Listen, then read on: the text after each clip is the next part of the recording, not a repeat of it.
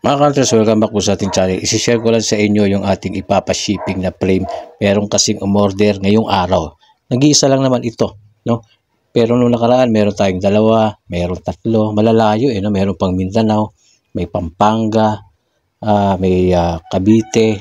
Yung bumubuo nito, syempre yung mga baguhan nating kasama at yung mga datihan na rin na gustong makakuha ng bago nating design na layout pang 1 piso, 5 piso at 10 piso, no? Yung iba umo-order ay layout lang, no? Mas ina-advise ko na layout na lang ang orderin ninyo. Kasi minsan kahit secured yung ating pinapapackage sa inyo, dinideliver, hindi maiwasang nababasag yung frame, yung pinakasalamin ng frame kasi sa layo ng biyahe, no? Yung ginagawa ko diyan, dinodoble-doble ko yan kung talagang gusto yung umorder ng frame para talagang hindi mabasag at ilalagyan niyan ng warning na babasagin or fragile, no? Pero ganun pa man, sabi ko nga, mas maganda kung layout, mas makakamura kayo tapos kayo na lang ang hahanap ng frame na kasukat ng layout natin. Maganda kasi itong ating layout pang beginner, yung classic, no? Pero updated yung ating design na layout, sarili kong design, mga ka-hunters. So ayan, yung mga baguhan natin na gusto na magbuo, kung meron na kayong mga piso dyan, na kompleto nyo na yung years or meron pang kulang, dapat meron na kayong frame kasi once na mabuo nyo yan, kayo na mismo magdidikit, idikit nyo dyan sa layout, tapos pasok nyo sa frame.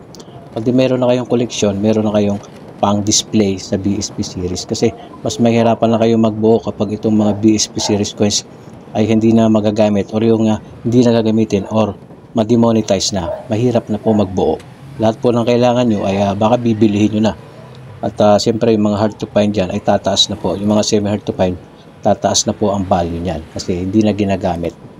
Diba? So hanggang ngayon pa lang, bumuo na kayo at dapat kumuha na kayo ng layout natin.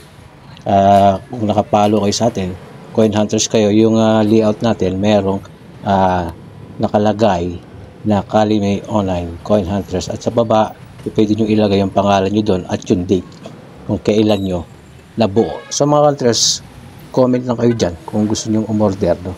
Napakadali lang, wala pong hassle ang ating mga nagiging transaksyon. Pag malapit, pwedeng meet up, nakipag-meet up po ako hanggat sa maaabot ko. Pero pag probinsya na, talagang ipapashipping na yan.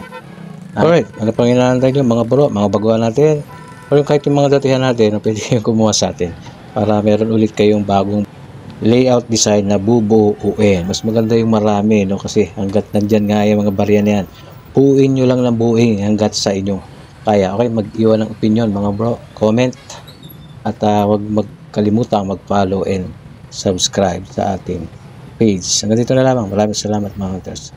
God bless. Pansamantala, out po muna tayo dito.